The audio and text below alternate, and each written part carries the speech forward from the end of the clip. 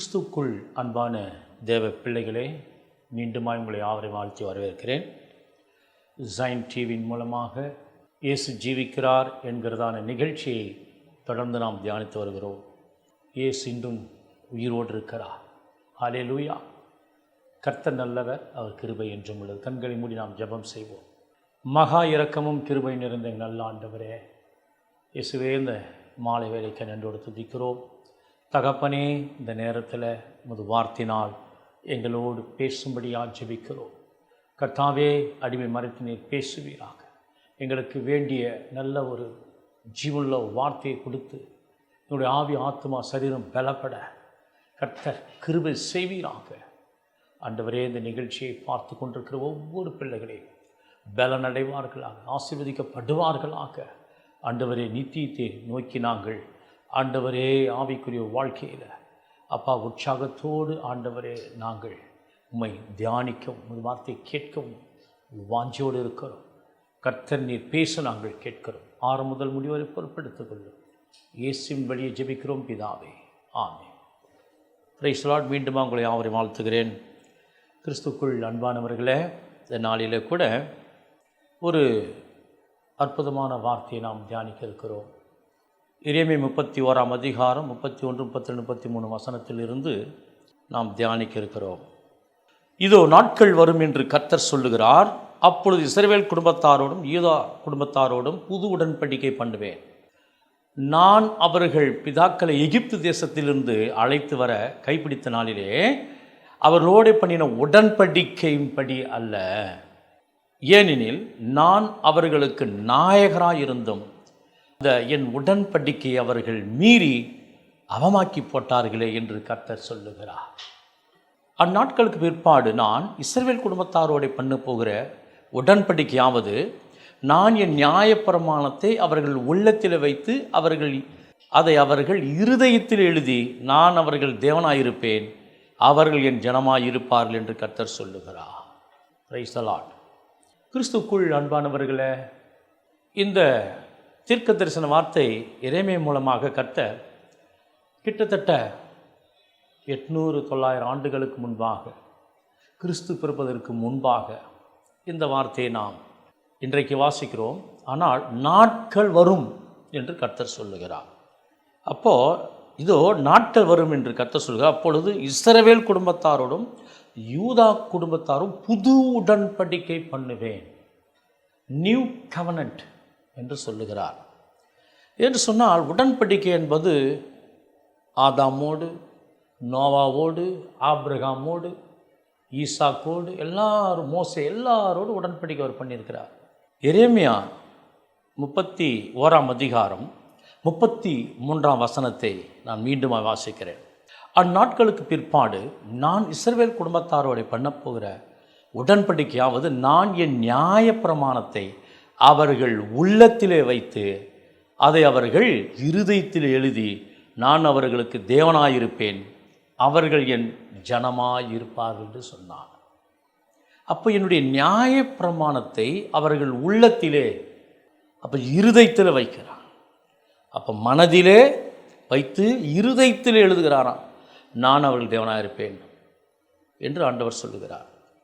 இது எப்படி என்று சொன்னால், நியாயப்பிரமாணத்தை மோசே மூலமாக கர்த்தர் 10 கற்பனைகளை கற்பலகைகளினால் அவர் கொடுத்தார். இஸ்ரவேல் ஜனங்கள் அதை வாசித்தார்கள், மீறினார்கள். கற்பலகை, அதுக்கப்புறம் சுருள், தோரா என்கிறதான தோல் சுருளிலே எழுதி புத்தகமாக அவர்கள் வாசித்தார்கள். ஆனால் இங்கே அவர் சொல்ல போகிற பிற்காலத்தில் ஆண்டவர் தெரியுது இவர்கள் கடைப்பிடிக்க மாட்டாங்க சொல்லிட்டு, அவர்கள் உள்ளத்தில் வைத்து அவர்கள் இருதயத்தில் எழுதுவேன். அப்போ டைரெக்டாக ஆண்டவர் உள்ளே வரணும்னா, ஏசப்பா அவருடைய நியாயப்பிரமாணம் வரணும்னா, வார்த்தையானவர் வரணும்னா, நியாயப்பிரமாணம் வரணும்னா, ஏசப்பா வரணும்னு சொன்னால் நாம் பரிசுத்தமாக இருக்க வேண்டும்.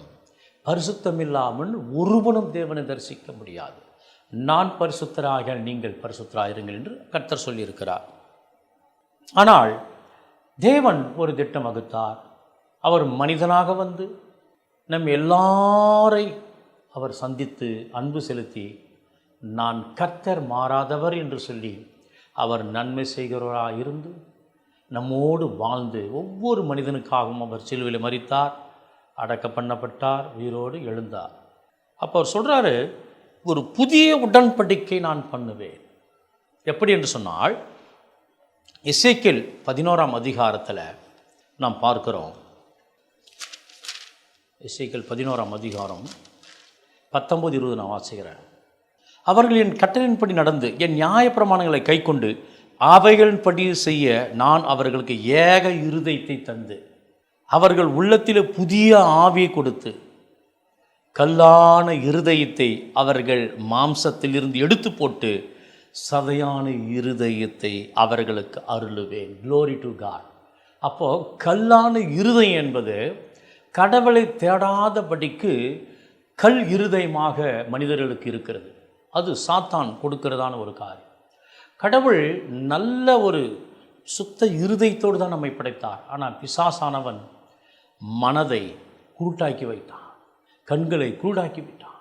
தேவனை பார்க்கக்கூடாதபடிக்கு அவன் மனுஷீக சிந்தையை ஆதாயவளை கொடுத்ததுனால சந்ததிகள் சபிக்கப்பட்டு போய் கடவுளை தேடாதபடிக்கு கல்லான இருதயத்தை இருக்கிறதை நாம் பார்க்கிறோம்.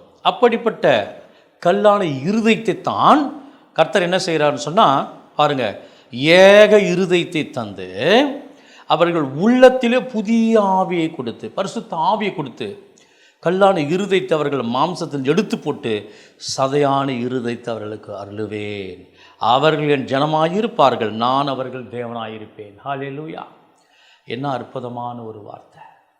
இன்றைக்கு நாம் உற்சாகத்தோடு பாவத்தை குறித்து, நீதியை குறித்து, நியாயத்தை குறித்தும் கண்டித்து உணர்த்தப்பட்டு தேவனை நாம் தொழுகை செய்கிறோம் என்று சொன்னால், கல்லான இருதயத்தை அப்புறப்படுத்தி சதையான இருதயத்தை நமக்கு கர்த்தர் அருளியிருக்கிறார். அதனால்தான் அவரை நாம் ஆராதனை செய்கிறோம், அவருக்கு நன்றி உள்ளா இருக்கிறோம். அவர் ஜீவனுள்ள தேவன் என்பதை நாம் சாட்சி கொடுக்கிறோம். இதைத்தான் அக்காலத்தில் என்று அவர் சொல்லியிருக்கிறது நாம் பார்க்கிறோம். நாட்கள் வரும் என்று சொன்னாரே, இந்த நாட்களை குறித்து தான் கர்த்தர் சொல்லுகிறார். அதே எபிரேயர் 10ஆம் அதிகாரம் 15 நாம் வாசிக்கும் பொழுது, எபிரேயர் 10:15 நான் வாசிக்கிறேன். அந்நாட்களுக்கு பின்பு நான் அவர்களோட பண்ணும் உடன்படிக்கையாவது, நான் என்னுடைய நியாயப்பிரமாணங்களை அவருடைய இருதயங்களை வைத்து அவைகளை அவருடைய மனதிலே எழுதுவேன். அப்போ இருதயத்தில் வைக்கிறாரு, மனதிலே எழுதுகிறார். அல்லேலூயா! அப்போ நம்மளுடைய மைண்டு கரெக்டாக இருக்கணும். யோசனை, ஜெபம் பண்ணணும், வேதம் வாசிக்கணும், கர்த்தரை தெரிஞ்சுக்கணுன்ற வாஞ்சையை கடவுள் கொடுக்கிறார். அப்பொழுது நாம் படிக்கும் பொழுது அதை இருதய பலகையில் நாம் எழுதி கொள்ள வேண்டும் என்பதுதான் கடவுள் விருப்பம் பண்ணுகிறார். அப்படி பண்ண வேண்டும் என்று சொன்னால் நாம் ரட்சிக்கப்பட்டிருக்க வேண்டும். இயேசு கிறிஸ்துவே மெய்யான தேவன் என்பதை நாம் அறிந்திருக்க வேண்டும். இயேசு கிறிஸ்துவின் இரத்தத்தால் நாம் பாவங்களை கழுவப்பட்டு அபிஷேகம் பெற்றவர்களாக கிறிஸ்துவ மக்கள் உண்மையுள்ளவர்களாக இருக்கும் பொழுது இப்படிப்பட்ட ஒரு அபிஷேகம் நிறைந்த வாழ்வு, தேவனை தேடுகிற ஒரு உணர்வு நமக்குள்ளாக இருக்கும் என்பதுதான் கடவுள் சொல்லுகிறார். இந்த நீதியின்படி நாம் நடக்கும் பொழுது அவருடைய பாவங்களை, அவர்களுடைய அக்கிரமங்களையும் நான் இனி நினைப்பதில் என்று கர்த்தர் சொல்லுகிறார். யார் யார் அவருடைய நியாயப்பிரமாணத்தின்படி ஏற்றுக்கொண்டு அவருடைய உள்ளத்திலே அவர் நியாயப்பிரமாணம் அவருடைய இருதயங்களை வைத்து அவை அவருடைய மனதில் எழுதுவேன்னு சொல்கிறார் இல்லைங்களா? எழுதியிருக்கிறார். நம்முடைய மனதிலே, நம்முடைய இருதயத்தில் எழுதி வச்சிருக்கிறார். அதை தக்க வைத்து கொண்டு சுத்த இருதயம் உள்ளவர்கள் பாக்கியவான்கள், அவர்கள் தேவனை தரிசிப்பார்கள். அப்போ அசுத்த இருதயம் உள்ளவர்கள் மனதில் இருக்காது. சுத்த இருதயம் இருந்தால் இந்த வசனம் தங்கும் என்பதுதான் கடவுள் சொல்கிறார். இவைகள் மன்னிக்கப்பட்டதுண்டானால் இனி பாவத்தின் நிமித்தம் பலி செலுத்தப்படுவதில்லையே. அப்போ நமது பாவங்களுக்காக இயேசு கிருபாதார பலியாக மரித்தார், சிலுவையில் மரித்தார் என்று நீ நம்பும் பொழுது, விசுவாசிக்கும் பொழுது, அவர் இன்று உயிரோடு இருக்கிறார் என்று உன் இருதயத்தில் விசுவாசிக்கும் ரட்சிக்கப்படுகிறாய். அப்பொழுது அவர் எழுதுவார். அவரே மெய்யான தேவன் என்பதை நீ ஏற்றுக்கொள்ளும் பொழுது அப்படி மகளாக அவர் ஏற்றுக்கொள்ளுகிறார். அவர் சொல்லும் பொழுது உள்ளத்திலே, மனதில் அவர் எழுதுகிறார். நீ கேட்கும் பொழுது இப்பொழுது இந்த வார்த்தையை கர்த்தர் மனதிலே உன் உள்ளத்தில் வைக்கிறார், எழுதுகிறார். விசுவாசிக்கிறீர்களா? ஹல்லேலூயா! ஆண்டவருடைய வசனத்தை நாம் கேட்க வேண்டும். கர்த்தர் நல்லவர் என்பதை ருசித்து பாருங்கள்.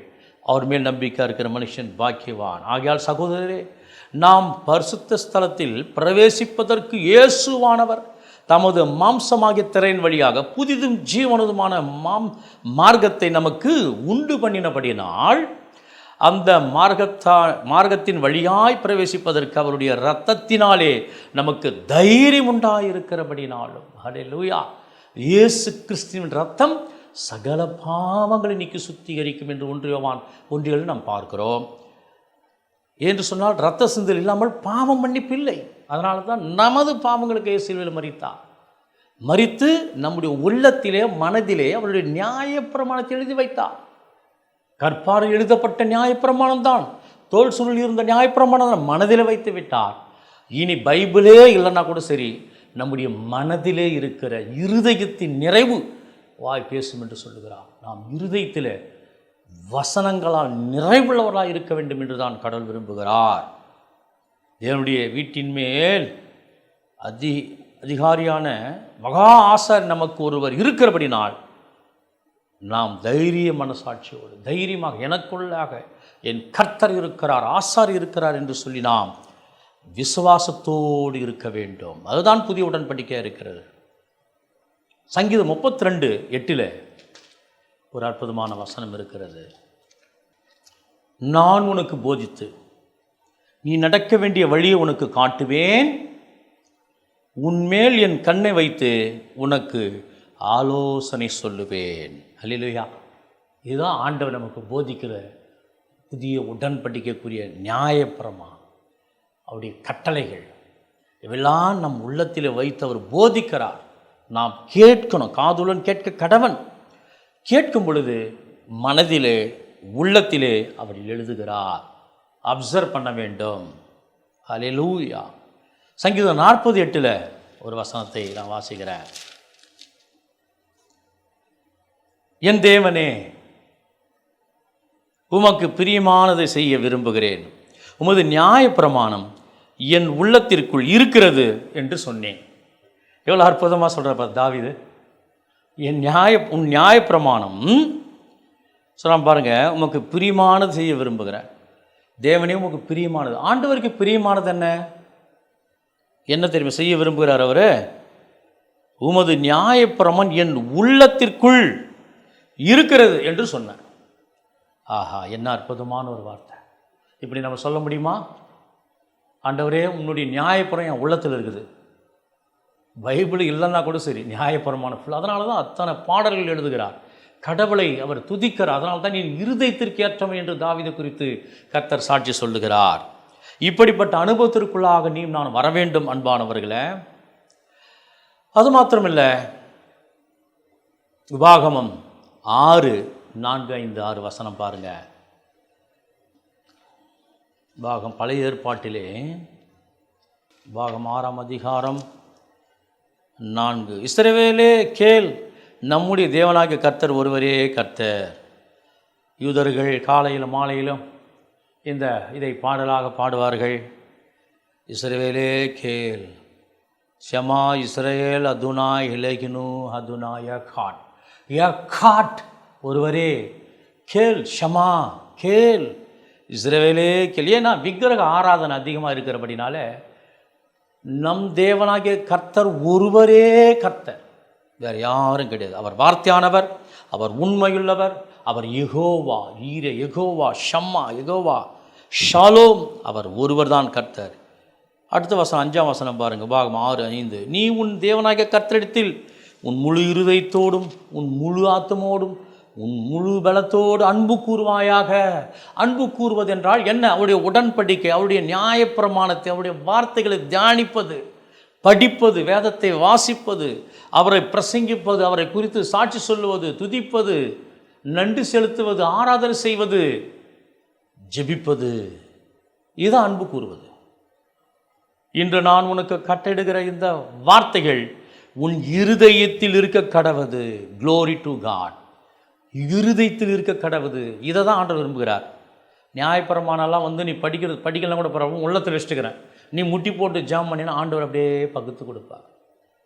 அப்போ நாம் எவ்வளவாய் தியானிக்க வேண்டும், ஒவ்வொரு நாளும் வேதத்தை வாசிக்க வேண்டும். பல எழுதி கர்த்தர் நல்லவர் என்பதை ருசித்து பாருங்கள். அவர் மேல் நம்பிக்கை இருக்கிற மனுஷன் பாக்கியவான். நீங்கள் பாக்கியவான்கள். இந்த வார்த்தையை கேட்கிற ஒவ்வொரு நீங்கள் பாக்கியவான்களாக இருக்கிறீர்கள். கர்த்தர் உங்களை ஆசீர்வதிப்பாராக. ஹல்லேலூயா, க்ளோரி டு காட். அது மாத்திரம் இல்லைங்க, அவர் சொல்லுகிறார், நீ உன் பிள்ளைகளுக்கு கருத்தாய் போதித்து, நீ உன் வீட்டில் உட்கார்ந்திருக்கும் போதும், வழி நடக்கிற போதும், படுத்துக்கொண்டிருக்கும் போது, எழுந்திருக்கும் பொழுதும் அவைகளை குறித்து பேசி, நீ மாத்திரமில்ல உன் பிள்ளைகளுக்கு நீர் போதிக்க வேண்டும். அவர்கள் இருதயத்தில், அவர்கள் மனதிலே பதியும்படியாய். This a new covenant. இதுதான் புதிய உடன்படிக்கை. உள்ளத்திலே மனதிலே எழுதுகிறவர் நம் ஆவியானவர். ஹல்லேலூயா, ஹல்லேலூயா. நாம் விசுவாசத்தோடு தியானிக்க வேண்டும் பிரியமானவர்களே. கடைசியாக 2 கொரிந்தியர் 3ஆம் அதிகாரத்தில் நான் வாசிக்கிறேன். ஒரு சில வசனங்களை நான் வாசிக்கிறேன்.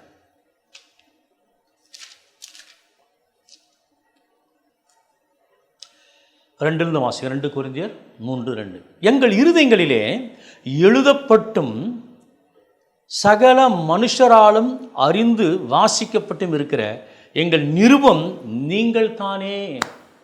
ஆண்டவரே, எங்கள் நிருபங்கள், எங்கள் கடிதங்கள்லாம் உம்மை குறித்து தானே என்று சொல்லி இங்கே பவுல் கொரிந்து சபைக்கு எழுதுகிறதை நாம் பார்க்கிறோம். ஏனெனில் நீங்கள் எங்கள் ஊழியத்தினால் உண்டாக்கிய கிறிஸ்துவான நிருபமாயிருக்கிறீர்கள் என்று வெளியரங்கமாயிருக்கிறது. அவர்தான் நிருபம், அவர்தான் நியாயப்பிரமாணம், அவர்தான் வார்த்தையானவர், அவர்தான் மெய்யான தேவனாயிருக்கிறார். ஒன்றான மெய் தேவன் அவர்தான். ஏனில் நீங்கள் எங்கள் ஊழியத்தினால் உண்டாக்கிய கிறிஸ்துவின் நிருபமாக இருக்கிறீர்கள் என்று வெளியரங்கமாக இருக்கிறது. அது மையினால் அல்ல, ஜீவனுள்ள தேவனுடைய ஆவியினாலும். கற்பலைகள் அல்ல, இருதயங்களாகிய சதையாகிய பலைகளிலேயும் எழுதப்பட்டிருக்கிறது. அல்லேலூயா. பார்த்தீங்களா, மையில் எழுதுவார்கள், தோரா என்று சொல்லப்படுகிற அந்த தோரா தோல் சுருள் எழுதுவார்கள், மையை இங்கில் தொட்டு எழுதுவார்கள். கற்பலைகள், மோசே மூலமாக கற்பலை எழுதி வைத்தார்கள். அதல்ல, இருதயங்களாகிய சதையான பலகையிலேயும் எழுதப்பட்டிருக்கிறது. இதுதான் புதிய உடன்படிக்கையாக இருக்கிறது. இதைத்தான் எரேமியா 31ஆம் அதிகாரம் 31, 32, 33 வசனங்களிலே தீர்க்க தரிசனமாய் கொடுக்கப்பட்டதாக இருக்கிறது. இது இஸ்ரேல் மக்களுக்கு மாத்திரமில்லை, புறஜாதியாகிய இயேசு கிறிஸ்துவை சொந்த இரட்சகராக ஏற்றுக்கொள்ளுகிற ஒவ்வொரு மனிதர்களுக்காகவும் கொடுக்கிற ஒரு ஜீவனுள்ள வார்த்தையாக இருக்கிறது என்பதுதான் த குட் நியூஸ். ஹல்லேலூயா. நாங்கள் தேவனுக்கு முன்பாக கிறிஸ்துவின் மூலமாக இப்படிப்பட்ட நம்பிக்கை கொண்டிருக்கிறோம். ஹல்லேலூயா. பவுல் அற்புதமாக எழுதுகிறார், நாங்கள் நம்பிக்கை கொண்டிருக்கிறோம். எங்களால் ஏதாகிலும் ஆகும் என்பது போல ஒன்றையும் யோசிப்பதற்கு நாங்கள் எங்களாலே தகுதியானவர்கள் அல்ல. எங்களால் ஒன்றும் ஆகாது, எங்களால் யோசிக்கிறதுக்கு ஒன்றுமே இல்லைன்றார். யார்? கமாலியல்கள் படித்த பவுல் சகல அநேக சாஸ்திரங்கள் அவர் படிச்சிருக்கிறார். பரிசேயன் படிப்பு, முறையாய் படித்த ஒரு யூத போதகன் அவர். சொல், எங்களால் ஏதாயிலும் ஆகும் என்பது போல ஒன்றையும் யோசிப்பதற்கு நாங்கள் எங்களால் தகுதியானவர் அல்ல, எங்களுடைய தகுதி தேவனால் உண்டாயிருக்கிறது. Glory to God. நீயும் நாம் சொல்ல வேண்டிய காரியம் அற்புதமானவர்கள், கர்த்தாவே உம்மால் தான் எல்லாம் ஆகும், எங்களால் ஒன்றும் ஆகாது என்பதை இன்றைக்கு நாம் பார்க்கிறோம். புது உடன்படிக்கையின் ஊழியக்காரராக இருக்கும்படி அவரே எங்களை தகுதியுள்ளவராக்கினார். அந்த உடன்படிக்கை எழுதுகிறதிருக்கிறாமல் ஆவிக்குரியதாக இருக்கிறது. எழுத்து கொள்ளுகிறது, ஆவியோ உயிர்ப்பிக்கிறது. Glory to God. நியாயப்பிரமாணம் கொள்ளுகிறது. ஒருவன் தேவாலயத்துக்கு வராவிட்டால் கல்லிருந்து கொல்ல கடவன் என்று சொல்லப்பட்டிருக்கிறது. கொலை செய்யாத, விபச்சாரம் செய்யாதே, கொலை இப்படி கொள்ளுகிறதா இருக்கிறது. ஆவியோ உயிர்ப்பிக்கிறதா இருக்கிறது. மரித்து போன பாவியாக ஒவ்வொரு மனிதனையும் என் ஆண்டவராக இயேசு கிறிஸ்து தமது ஆவியினாலே உயிர்ப்பிக்க வல்லவராயிருக்கிறார். அல்லேலூயா. ஆவியானவர் எப்படி அற்புதமாய் கிரியை செய்கிறார் பாருங்க. இதுதான் புதிய உடன்படிக்கையின் காரியமாயிருக்கிறது பிரியமானவர்களே. அல்லேலூயா. அது மாத்திரம் எழுத்துக்களினாலும் எழுத்தப்பட்டு கற்களினாலும் பதிந்திருக்கிற மரணத்துக்கேதுவான ஊழியத்தை செய்து மோசேனுடைய முகத்திலே மகிமை பிரகாசம் உண்டாயிருந்தபடினால் இஸ்ரவேல் புத்திரர் அவன் முகத்தை நோக்கி பார்க்கக்கூடாது இருந்தார்களே. ஒளிந்து போகிற மகிமையினுடைய அந்த ஊழியம் அப்படிப்பட்ட மகிமையுள்ளதாக இருந்தால் ஆவிக்குரிய ஊழியம் எவ்வளவு அதிகமாக இருக்கும். நியாயப்பிரமாணம் அந்த காரியத்தெல்லாம் ஆண்டவர் ஒழித்து அதை நிறைவேற்றுகின்ற காரியம் எவ்வளவு மகிமையான காரியம் என்பதை இங்கே பார்க்கிறோம். ஹல்லேலூயா! எவ்வளோ அற்புதமான ஒரு வார்த்தை. இதைத்தான் ஆண்டவர் புதிய உடன்படிக்கை என்று சொல்லுகிறது நாம் பார்க்கிறோம். ஹல்லேலூயா! ஹல்லேலூயா! இதிலிருந்து நாம் என்ன கற்றுக்கொள்வோம் என்று சொன்னால், அவருடைய வார்த்தையை ஏதோ நாம் வாசிப்பதல்ல, நம்முடைய மனதிலே யோசிக்க வேண்டும். தேவன் எதற்காக இது சொல்லுகிறார், யார் எதற்காக, எங்கே, எப்பொழுது என்பதற்கு 4 கேள்விகளோடு நாம் வேதத்தை வாசிக்க வேண்டும். யார் சொல்வது, எங்கே சொல்லுகிறார், எதற்காக சொல்லுகிறார், எப்படி நாம் அதை புரிந்து கொள்ள வேண்டும் என்பதை. அப்போது நமக்காக எத்தனையோ ஆண்டுகளுக்கு முன்பாக ஒரு புதிய உடன்படிக்கை சொல்லுகிறார். அப்போ புதிய உடன்படிக்கைக்கு மெயினாக ஏசப்பா ஏற்றிருக்கணும், மொழிக்கு ஞானஸ்தானம் பெற்றிருக்கணும், அபிஷேகம் பெற்றிருக்கணும், அவரில் நிலைத்திருக்கணும். மொழிக்கு ஞானஸ்தானம், அப்புறம் கம்யூனியன் சர்வீஸ் எடுக்கணும். பாவம் மன்னிப்புண்டாகும்படியாக அவருடைய அப்பத்தையும் அவருடைய ரசத்தை, அவருடைய ரத்தத்திற்கு அடையாளமாக திராட்சை ரசத்தையும் நாம் பருகும் பொழுது அவருடைய பிள்ளைகளாய் நாம் ஏற்படும். அப்பொழுதுதான் அது அப்படியே கரெக்டாக மேட்ச் ஆகும். அவருடைய சாயலாய் நாம் மாறிவிடுகிறோம். என்று சொன்னால் இந்த பந்தி எடுக்கலாம் அவரில் பங்கு கிடையாது. அதனால் 1 கொரிந்தியர் 11ஆம் அதிகாரத்தில் அவர் என்ன கன்ஃபார்ம் பண்ணுறார் பாருங்கள். அவர் சொல்கிறார் பாருங்கள், 1 கொரிந்தியர் 11ஆம் அதிகாரம் 24-25 வசனம். ஸ்தோத்திரம் பண்ணி அதை பிட்டு நீங்கள் வாங்கி பூசிங்கள், இது உங்களுக்காக பிற்கப்படுகிற என்னுடைய சரிமை இருக்கிறது, என்னை நினைவு செய்யுங்கள் என்றால், போஜனை பின்பு அவர் அந்தபடியே பாத்திரத்தையும் எடுத்து, இந்த பாத்திரம் இரத்தத்தினாலாகிய புதிய உடன்படிக்கையாக இருக்கிறது. வருதுங்களா பற்றியில் எரேமியா 31ஆம் அதிகாரத்தில் சொன்ன அந்நாட்களுக்கு பிற்பாடு நான் இஸ்ரவேல் குடும்பத்தாரோடும் யூதா குடும்பத்தாரோடும் புதிய உடன்படிக்கை பண்ணுவேன். அப்போ நாம் புதிய இஸ்ரவேலராகிய நாம், புறஜாதி மக்களாகிய நாம் அவரை ஏற்றுக்கொண்டதுனால அவர் சொல்கிறாரு புதிய உடன்படிக்கை இருக்குது, நீங்கள் இதை பானம் பண்ணும்போதெல்லாம் என்னை நினைவு கூறும்படி இது செய்யுங்கள் என்றார். ஹல்லேலூயா! க்ளோரி. யார் யார் அவருடைய அப்பத்தையும் அவருடைய இரத்தத்தையும், அவருடைய அப்பம் திராட்சை ரசத்திற்கு அடையாளமாக ஒரு சரீரம் இரத்தத்தையும் பானம் பண்ணும் பொழுதும் புசிக்கும் பொழுதும், இயேசு எனது பாவங்களுக்காக மரித்து அடக்கம் பண்ணப்பட்டு உயிரோடு எழுந்தார், இன்றைக்கும் ஜீவிக்கிறார், நான் அவருக்குள்ளாக ஜீவிக்கிறேன், நான் மரித்தாலும் பிழைப்பேன் என்கிற ஒரு நம்பிக்கை நமக்கு கொடுத்திருக்கிறார். எல்லாம் கிறிஸ்தவர்களுக்கு அல்ல, மனதிலே உள்ளத்திலே கர்த்தர் எழுதியிருக்க வேண்டும்.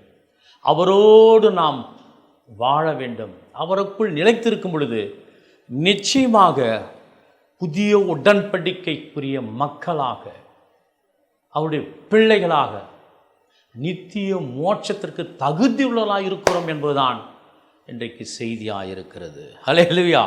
கர்த்தர் தாமே இந்த வார்த்தைகளை ஆசீர்வதிப்பாராக. நாம் கண்களை மூடி ஜெபம் செய்வோம். ஹல்லேலூயா!